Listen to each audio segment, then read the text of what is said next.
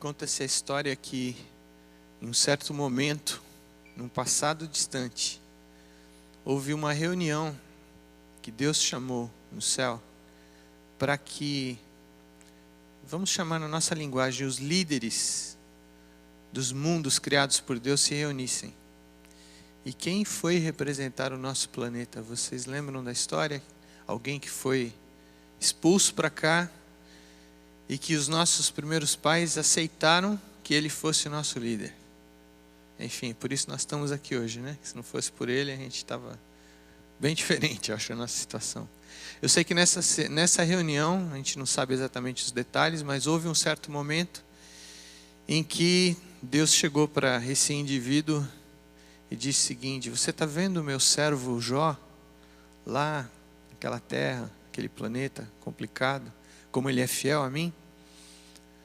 Aí esse líder, nosso inimigo, disse para ele: mas também você só abençoa ele o tempo todo? Você quer que ele faça o quê? Que ele vá ser rebelde a ti? Olha lá, você dá tudo o que ele precisa, ele tem tudo, ele é rico, ele é famoso, importante, tem uma família feliz, as coisas todas correm bem na família dele. Aí Deus falou assim para ele: não, ele é fiel a mim, ele é muito fiel a mim, eu te garanto, se tivesse dificuldades ele seria fiel também. Então deixa eu fazer alguma coisa lá para ele, vamos ver, vou te provar que ele vai clamar contra ti, ele vai se rebelar contra ti. Aí Deus, na sua misericórdia por nós, falou: então tudo bem, toca nele, mas não machuque, não faça nada contra ele, contra o seu corpo. Aí a história diz que o inimigo, de uma vez só, tirou tudo que aquele homem tinha de riqueza, tirou tudo da família, os filhos morreram, só sobrou ele, a esposa e muita dor. Mas assim mesmo aquele homem continuou fiel a Deus. Deus chamou Satanás: está vendo como ele é fiel a mim, mesmo depois de tudo isso? Você continua protegendo ele do mesmo jeito?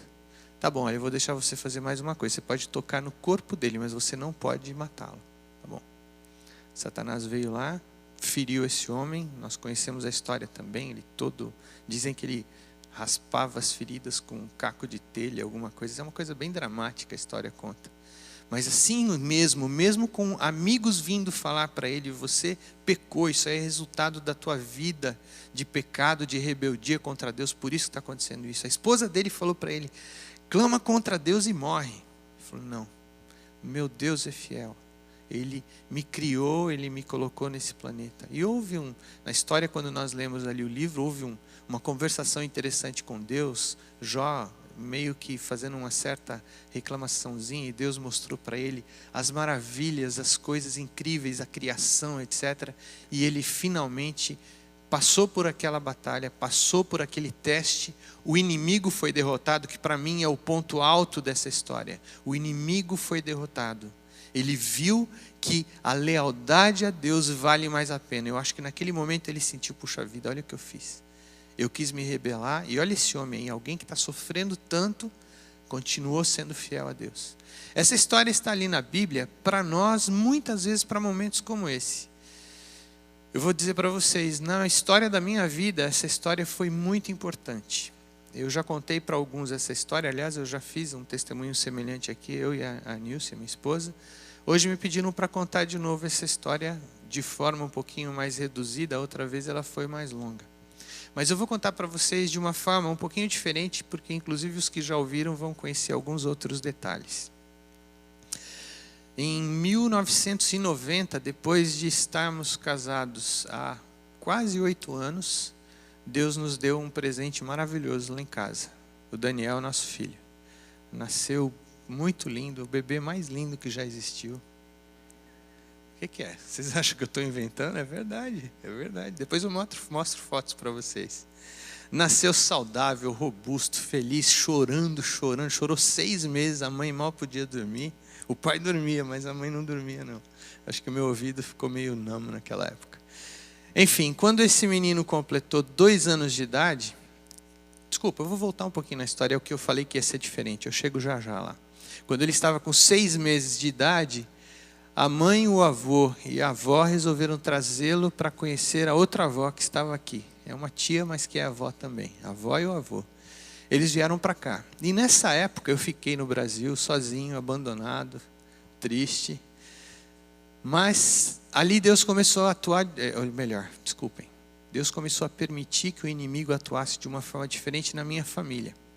O irmão mais novo da minha mãe, que era 1 ano mais velho do que eu, foi o raspo do tacho da família Romanelli. Um dia, indo para o trabalho, ele atropelou um ônibus, lá no ponto final do Capão Redondo, lá na Elis Mas, lá embaixo. Ele estava atravessando a rua, correndo, indo para o trabalho, e ele não viu que vinha um ônibus de lá para cá, e ele olhando para o outro lado ali para cuidar, o ônibus freou e parou. E ele não viu, o ônibus parado, ele não viu, ele bateu na frente do ônibus, ele caiu. No que ele caiu, ele bateu a cabeça naquele dormente assim da rua que fica entre o asfalto e a calçada, eu acho que é dormente que chama aquilo. Na guia, isso, obrigado. Dormente eu nem sei o que é então. Bateu na guia. Machucou um pouquinho aqui assim e tal, ele desmaiou na hora, obviamente. Levaram ele para o hospital. Ali no Capão Redondo tinha um hospital que chamavam de açougue, chamado Piratininga. Mas enfim, mesmo lá, eu e minha mãe corremos para vê-lo, que alguém nos ligou, acho que a esposa dele. Ele ainda estava consciente, conversou com a gente, pediu para a gente avisar para a esposa dele que estava tudo bem. E de lá ele foi levado para o hospital onde ele trabalhava, ele era auxiliar de enfermagem. E em 2 dias ele ficou lá em observação, porque quando bate a cabeça sempre tem aquela dúvida, será que aconteceu alguma coisa? E aconteceu o pior, ele teve uma hemorragia interna, o cérebro dele começou a inchar, e acho que deu 1 semana mais ou menos, ele veio a falecer. Isso foi em 1990, no mês de outubro mais ou menos. Esse filho era aquele filho que era o que cuidava dos pais dentro do contexto da saúde física. Como ele era envolvido com esse negócio de saúde, então ele que ia lá, ele que dava o remédio, o meu avô e minha avó, enfim, ele era aquele filho que era aquele amor mais novo, vamos dizer. Então o meu avô e minha avó sofreram muito com essa perda. 3 meses depois, o meu avô faleceu, porque o coração dele começou a ficar pior, ele ficou muito triste, muito fraco, faleceu. Isso foi no começo de 1991. O ano de 91, então, começou com a perda do meu avô. Quando foi no começo de 92, 1 semana depois que o Daniel completou 2 anos de idade, aliás, na festinha de aniversário dele, ele estava meio estranho, ele tinha tido uma gripezinha, alguma coisa que não sarava, e não sarava, e não sarava.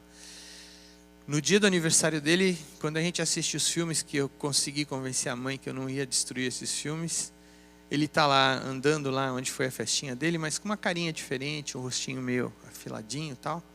E no dia seguinte, ele começou com uma febre aumentando e aumentando, e começou com um pouquinho de diarreia. Levamos ele no médico, o médico pediu um exame de sangue.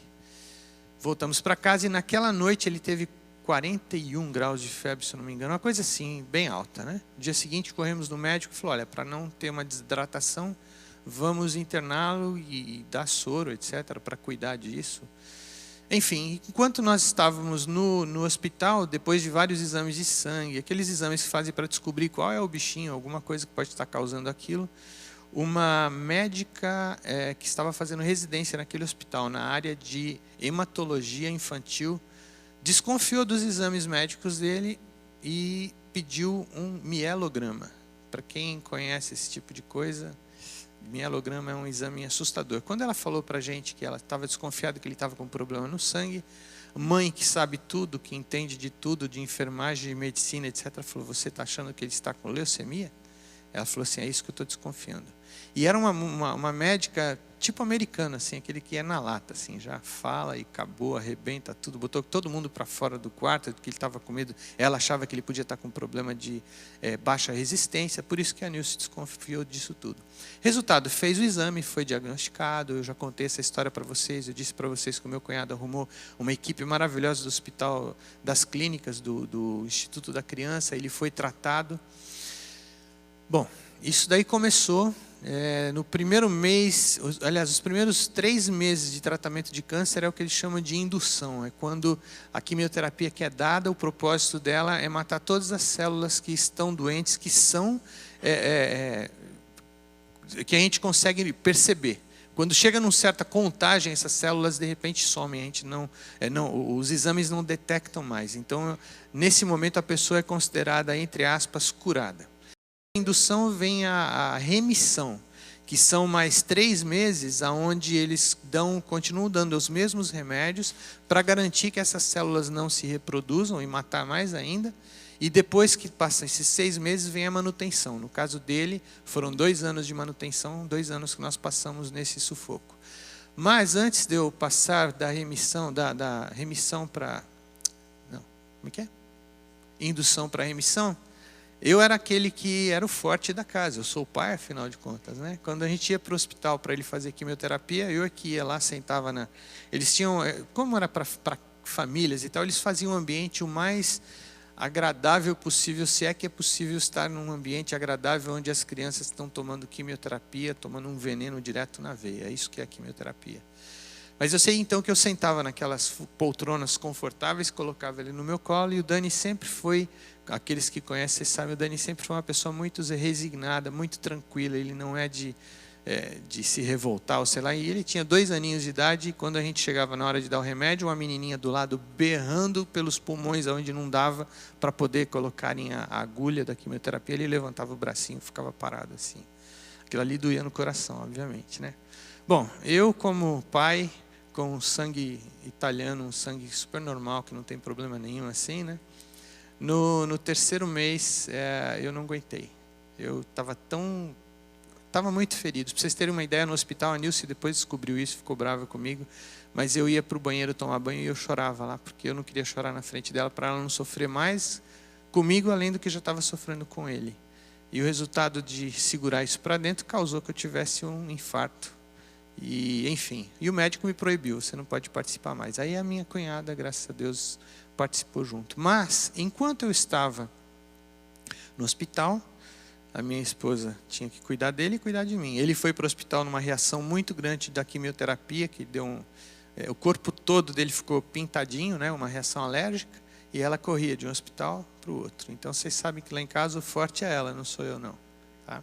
Bom, quando eu saí do hospital, a primeira vez, assim que terminaram os 6 meses, que é indução e remissão, entra a manutenção. E a manutenção é o seguinte: é uma quimioterapia muito forte que eles dão, que ela dura de cada 6 semanas. Então, na semana que toma a quimioterapia, a pessoa fica sob o efeito daquelas drogas, derruba muito, a pessoa fica muito acabada, fica muito mal-humorada, tudo que você pode imaginar. Além de tudo, tem que tomar um remédiozinho brabo chamado Decadron. Quem já tomou isso sabe que ele faz a gente ficar daquele tamanho, né? O Dani parecia um chumbinho, assim, de tão gordinho.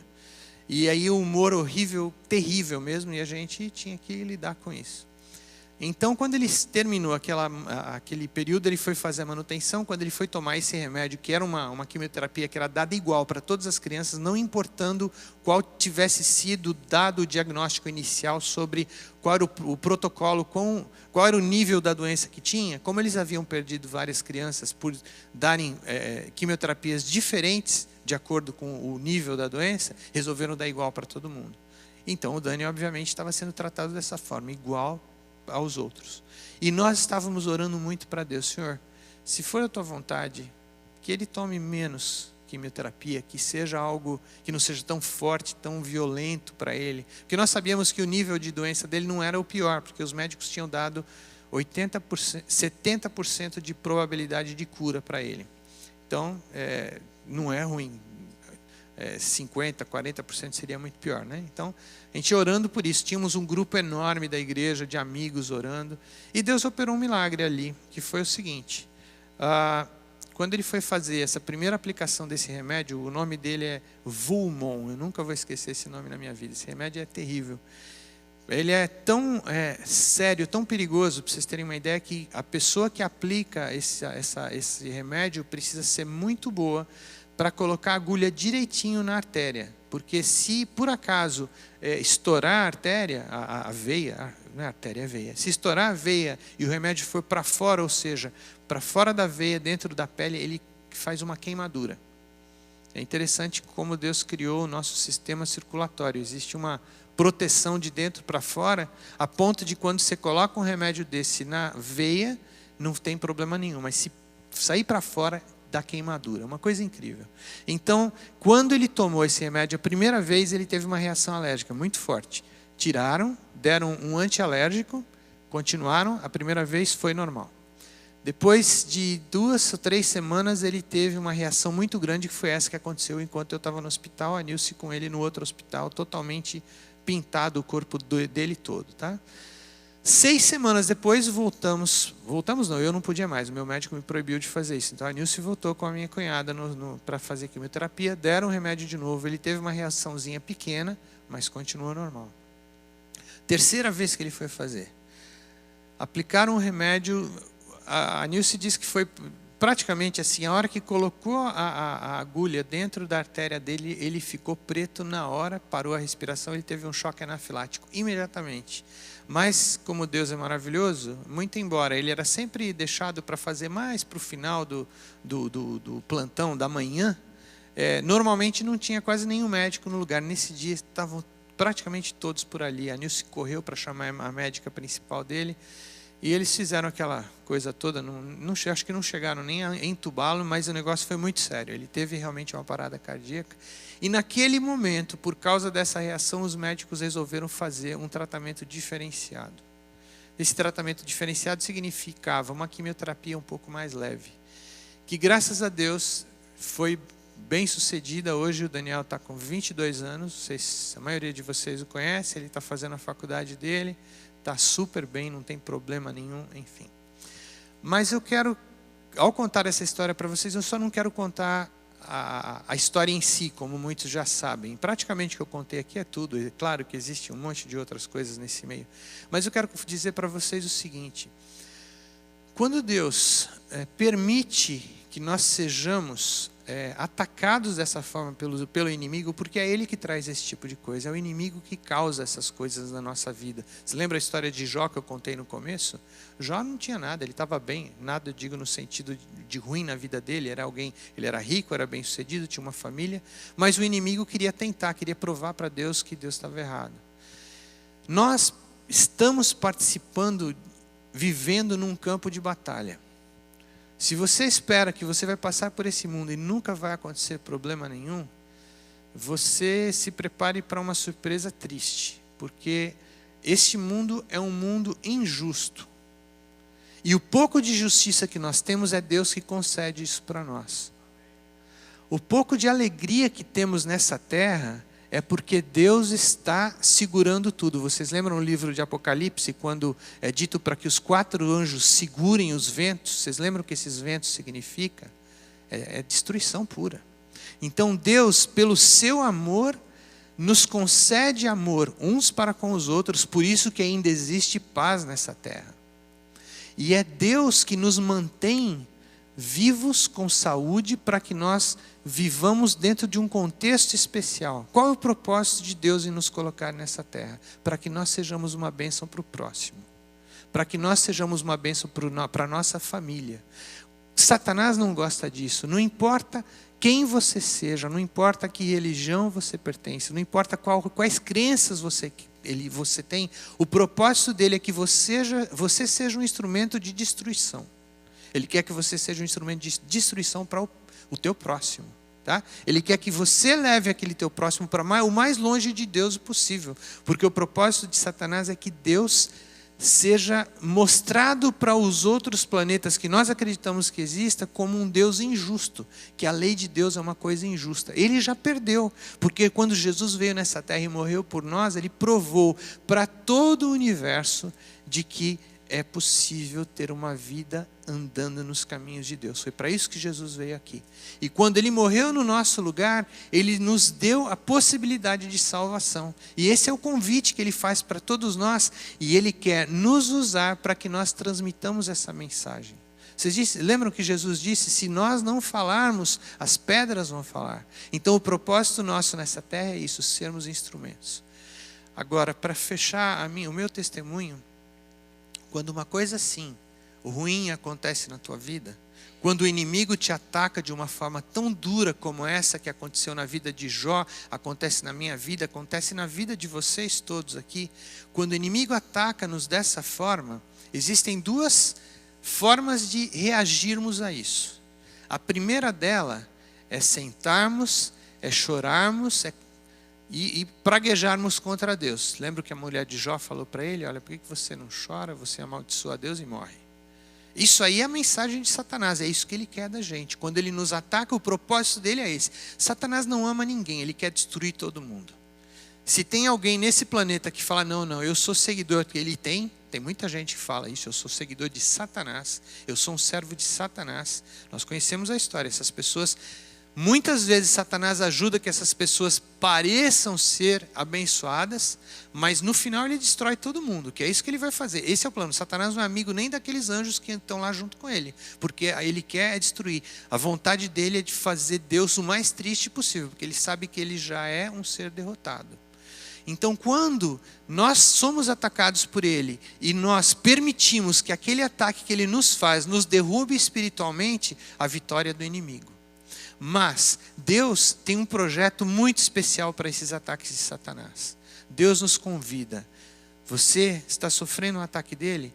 Entrega aquilo na minha mão, entrega aquele mal. Lembra quando ele disse, vocês passem para mim o seu fardo e levem o meu. Lembra que ele disse isso? Qual é o propósito dele quando ele contou isso? Será que é simplesmente poesia? Será que é simplesmente uma coisa bonita que nós lemos lá nos evangelhos? Não. O propósito que Deus faz ali é o seguinte: o mal que o inimigo está fazendo em você, deixa esse mal recair sobre mim, e para você eu vou te passar o meu fardo. Qual é o fardo que ele passa para nós? A habilidade de testemunharmos da justiça de Deus e da salvação que existe nele.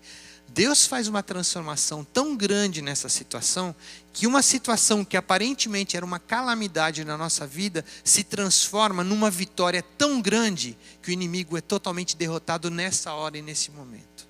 Não importa qual seja o resultado daquele momento que nós estamos passando. Na nossa vida foi uma bênção. Eu estou aqui vivo, Deus me manteve vivo. Foi milagre também, porque o meu coração tinha tudo para fechar. Eu tinha 32 anos quando eu tive o meu infarto. Uma coronária anterior fechou totalmente. Ninguém vive com 2 coronárias só, a não ser que faça uma cirurgia de uma ponte de safena. Ou alguma outra coisa. Hoje em dia já existem os stents, etc. Mas não um negócio tão grande quanto aquele. Eu perdi na época. Os médicos dizem que um coração normal usa 70% da sua função muscular para trabalhar. Eu perdi desses 70%, 50%. Ou seja, eu passei a ter 35% de função cardíaca funcional naquele momento. E, obviamente, os outros 30% que ficam tranquilos e descansando até o momento que são necessários, eles começaram a trabalhar. Mas eu tinha alguma coisa que Deus já havia implantado em mim, porque eu era alguém que, por incrível que pareça, fazia muito exercício naquela época, jogava bola todo domingo, jogava durante a semana, fazia um monte de coisa. Deus tinha produzido em mim um negócio que chamam de artérias colaterais. Faz de conta que aqui é a frente do meu coração, tá? A artéria que fechou é uma artéria que fica atrás dele. Na frente nós temos 2 e atrás nós temos uma. Foi essa de trás. Essas 2 da frente, aqui na parte de baixo, o meu coração, eu tenho certeza que foi Deus que providenciou isso, surgiram as colaterais. Essas artérias colaterais acontecem em pessoas da minha idade agora, não naquela época, mas Deus fez com que elas acontecessem. Elas surgiram de baixo, elas fizeram ali a volta por trás, e elas mantiveram a parte de trás do meu coração, a parte anterior, a de baixo, mexendo junto, porque se tivesse parado toda aquela parede anterior do meu coração, só a frente ia bater. E aí não ia haver o movimento necessário para o sangue continuar fluindo. Então Deus fez isso. E Deus fez com que depois em diante o meu coração se desenvolvesse de uma forma que hoje eu estou bem. Aliás, eu nunca mais tive nenhum sintoma desde 2 semanas depois do infarto. Eu só tive dor naquele dia. Eu fiquei 2 semanas na UTI porque os médicos não sabiam o que estava acontecendo. Estava todo mundo desesperado. Que os diagnósticos... Eu sou um cara complicadíssimo para diagnóstico. Os caras sofrem comigo para descobrir alguma coisa. Bem, voltando, eu quero terminar essa história, eu não quero contar mais desses problemas. Mas eu quero dizer para vocês, nem sempre o resultado de um ataque do inimigo é um resultado positivo como nós queremos. Presta bem atenção. Deus conhece tudo.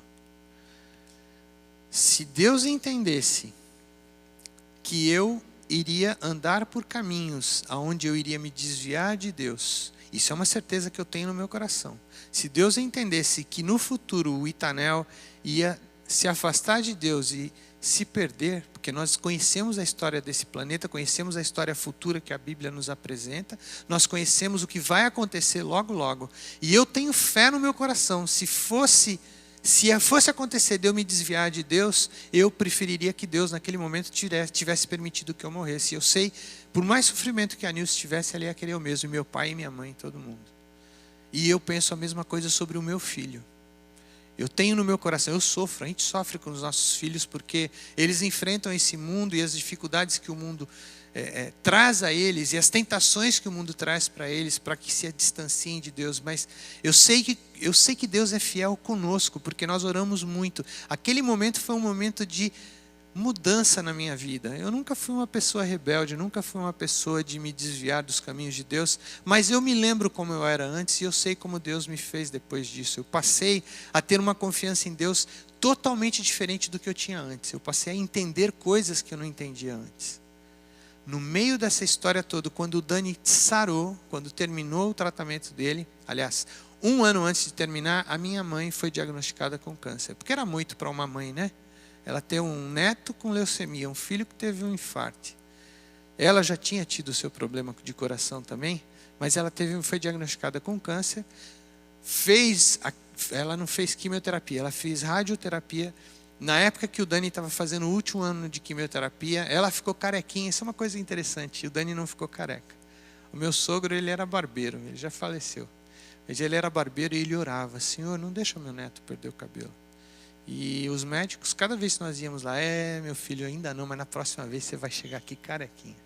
O Daniel não perdeu cabelo. Os 2 anos e meio de tratamento ele não perdeu nada de cabelo. Mas a minha mãe perdeu. Ela ficou carequinha quando ela estava fazendo o tratamento dela. Quando o Dani sarou, ela também saiu do tratamento, do tratamento dela, ficou bem e tal, mas 1 ano depois ela foi diagnosticada com câncer no fígado e ela veio a falecer. Nem sempre o resultado de uma situação dessas é o resultado que nós queremos. Por quê? A nossa visão é limitada ao aqui, ao agora. Nós não conhecemos o futuro como Deus conhece. Mas enquanto nós não sabíamos o que ia acontecer com Dani, alguém chegou para a gente e disse assim: a senhora White escreveu que se nós conhecêssemos o final da história desde o princípio, nós escolheríamos aquilo que Deus escolheu para que passássemos pela situação.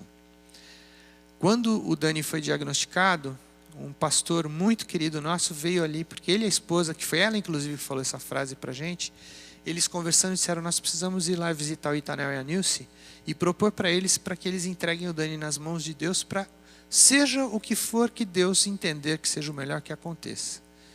E foi assim que eles fizeram, oraram na casa deles e vieram conversar conosco. Conversaram, explicaram, falaram como funciona isso, essa entrega.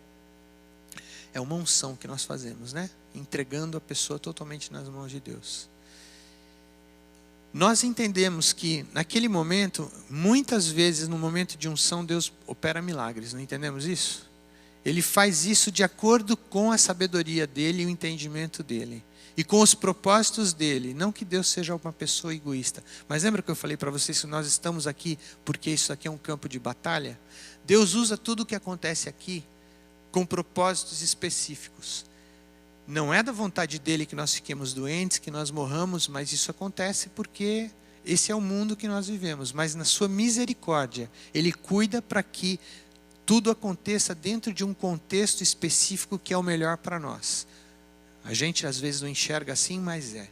O Dani, ele não curou naquela hora, mas eu entendi naquele dia, logo depois da oração, quando nós nos levantamos, o Daniel estava deitado na cama sem força de fazer nada, ele segurou no meu dedo, que o meu dedo ficava o tempo todo assim na mãozinha dele, ele estava com 2 aninhos, ele segurou meu dedo, puxou e sentou na cama. Foi uma coisa assim impressionante, porque ele estava ali há 4 dias sem quase se mexer, sentou e pediu colo.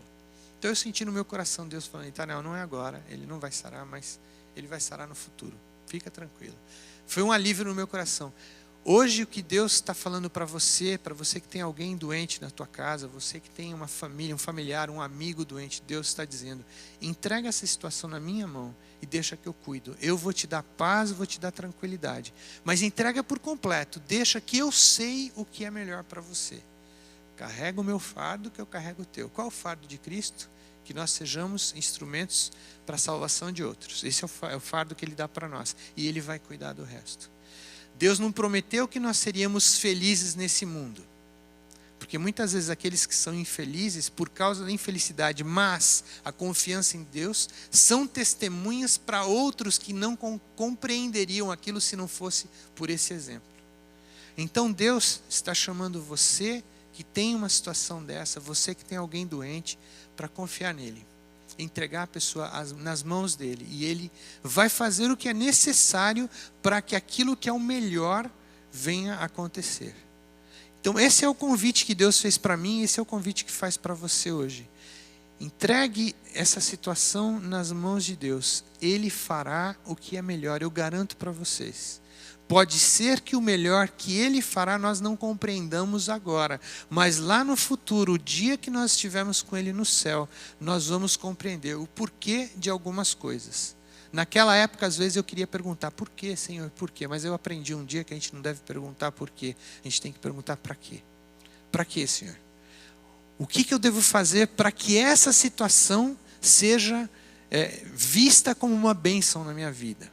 O que é que eu preciso fazer para permitir que o Senhor coloque no meu coração essa paz que eu preciso ter para enfrentar esse momento difícil?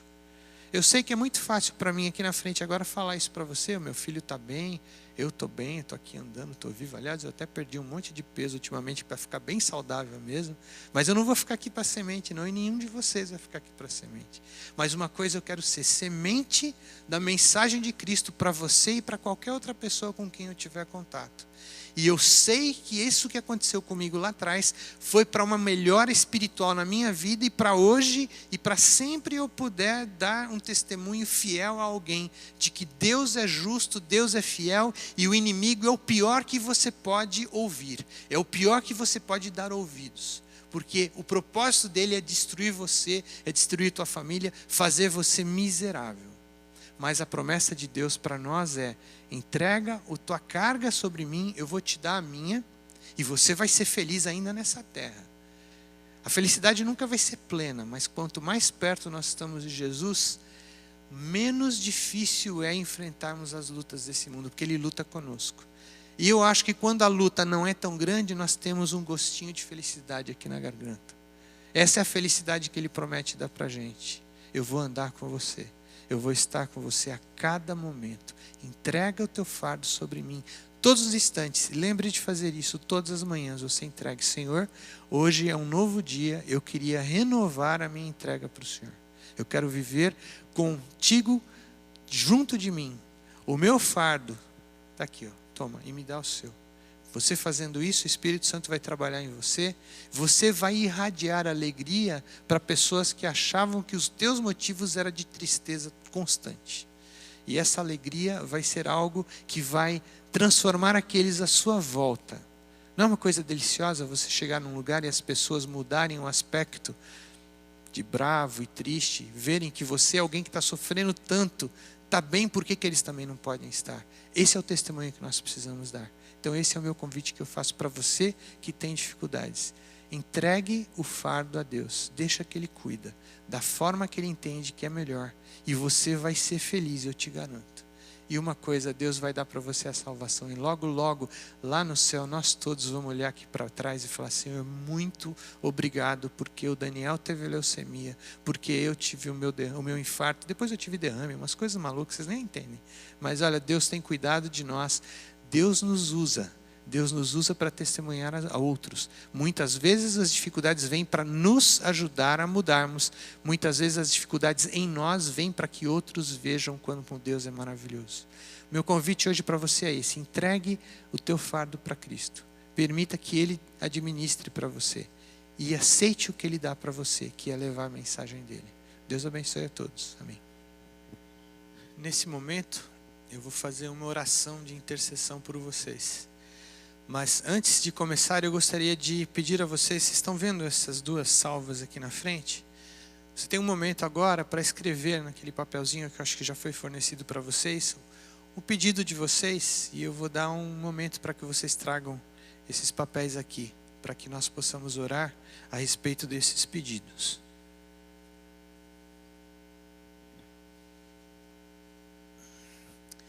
Enquanto isso, eu quero ler para vocês um salmo, enquanto vocês andam até aqui. É um salmo que diz que Deus é guarda fiel de seu povo, é o Salmo 121. Se você puder, preste bem atenção nele. Eleva os meus olhos para os montes, de onde me virá o socorro? O meu socorro vem do Senhor, que fez os céus e a terra. Ele não deixará vacilar o teu pé. Aquele que te guarda não dormirá. Eis que não tosquenejará, nem dormirá o guarda de Israel. O Senhor é quem te guarda. O Senhor é a tua sombra à tua direita.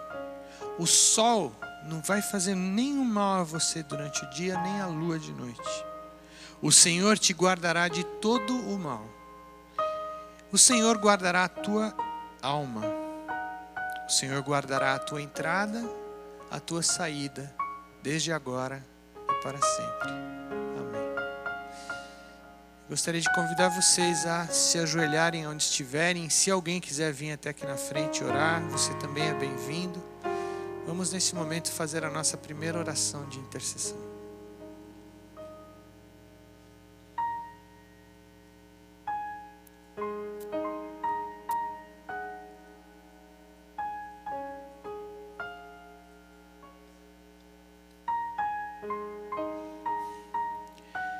Querido Deus e bom Pai que estás nos céus, Senhor, em primeiro lugar eu gostaria de te dizer que nós entregamos neste momento a nossa vida nas tuas mãos. Queremos, Senhor, te pedir que o Senhor perdoe os nossos pecados, que o Senhor purifique a nossa alma, que o Senhor nos limpe de toda maldade, que neste momento o teu Santo Espírito venha habitar por completo na nossa alma. Senhor, nós te agradecemos porque podemos estar aqui neste momento. Senhor, nós te agradecemos porque esse motivo que nós entendemos como triste, que realmente é triste para nós, mas causou com que estivéssemos aqui essa noite. Poderíamos estar em uma festa, num restaurante, em qualquer outro lugar. Mas por causa desses problemas que temos enfrentado na vida, nós escolhemos estar aqui juntos nessa vigília. E por isso eu te agradeço, Pai, porque uma vigília é um momento onde todos nos aproximamos muito de Ti. Pai, neste momento existem aqui pessoas que estão a mente registrada, gravada sobre uma certa pessoa. O nome oficial que estamos aqui orando é a Dmítria. O Senhor sabe que a nossa igreja, e muitos têm orado por ela já há bastante tempo, Pai. E eu sei, Senhor, que por causa dessa situação triste que está acontecendo com ela, muitos de nós já gastamos tempo orando a Ti. Então só por isso eu já te agradeço, porque o inimigo já está sendo derrotado por estarmos usando do nosso tempo para orarmos por ela e por consequência recebermos a bênção de estarmos num contato direto contigo. É isso que nós precisamos enxergar, Pai, que os problemas desse mundo, os ataques do inimigo sobre nós, quando nós queremos andar nos teus caminhos, quando escolhemos a tua ajuda, acabam se tornando em bênçãos na nossa vida. É assim que nós podemos ver as dificuldades se transformando em bênçãos. Por isso, Senhor, eu te peço, primeiro de tudo, que nós que temos te buscado em oração, por orações intercessórias sobre a Dmítria e tantas outras pessoas por quem oramos, eu te agradeço porque nós estamos gastando desse tempo que o Senhor nos concede numa ligação direta contigo. Isso é muito bom, Pai. Eu te agradeço também, Pai, porque o Senhor a está sustentando lá no hospital. Nós não compreendemos muito bem essa forma de cuidado que o Senhor tem com ela, porque para nós é um mistério. Porque nós só conseguimos enxergar o aqui e o agora. Mas o Senhor consegue enxergar tudo. O Senhor conhece o passado. Aliás, Para o Senhor não existe essa dimensão de tempo. O Senhor pode estar no presente, no passado, no futuro e ver tudo o que acontece. Isso não entra na nossa mente, porque a nossa mente é limitada ao agora. Senhor, eu te peço que o Senhor esteja habitando no coração de cada um de nós, que o Senhor esteja mostrando para nós que o teu plano para nós é muito maior do que aquele que nós podemos escolher, baseado no nosso conhecimento e nossa capacidade mental. Que nós possamos, ao ouvir a história de Jó e os outros testemunhos que vamos ouvir aqui, entender que o Senhor esteve e está nesses momentos muito mais próximos de nós do que estaria se não estivéssemos passando pelos problemas. Por isso entendemos que isso é outra bênção maravilhosa. O teu Espírito Santo está conosco, Pai. E o Senhor é bem-vindo, Senhor, a todo instante. Perdoe-nos nos momentos que quase que ouvimos aquele conselho da esposa de Jó, que seria amaldiçoa a Deus e morre. Às vezes nós fraquejamos e chegamos muito perto disso. Mas eu sei, Senhor, que o Senhor conhece o nosso coração. O Senhor conhece as dificuldades, as fraquezas que passamos nesse mundo, porque Jesus esteve aqui e Jesus sofreu coisa muito pior do que nós estamos sofrendo, Pai. Mas Jesus, ali naquele momento, no Getsemane, falou para o Senhor: Senhor, se possível, passa de mim esse cálice. É isso que nós fazemos quando nós oramos por nós, quando estamos doentes, ou pelos nossos enfermos. Senhor, se possível, passa, cura, tira essa doença, tira esse mal. Mas Jesus continuou a oração, ele disse: mas que não seja feita a minha vontade, mas a tua vontade.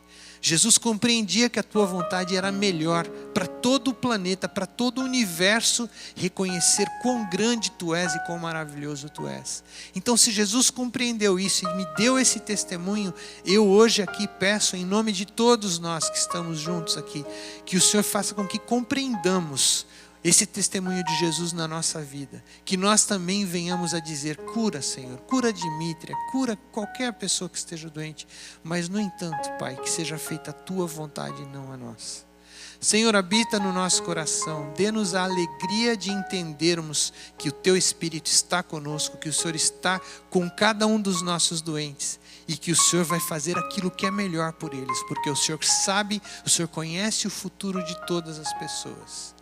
Muito obrigado por esse amor tão grande, muito obrigado pela morte de Jesus por nós, que foi o máximo do amor que possamos ver. Não conseguimos compreender, mas nós podemos sentir em nós.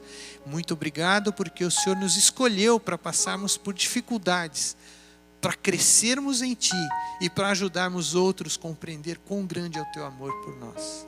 Continue conosco aqui esta noite, Pai, eu te peço, dê-nos a Tua paz e a presença do Teu Espírito com cada um, e abençoe cada um dos testemunhos que vamos ouvir, que lições novas sejam colocadas para o nosso intelecto examinar e aceitar para o nosso crescimento espiritual. Pedimos isso tudo e pedimos uma bênção sobre os pedidos que temos aqui também, em nome e por amor de Jesus. Amém, Senhor.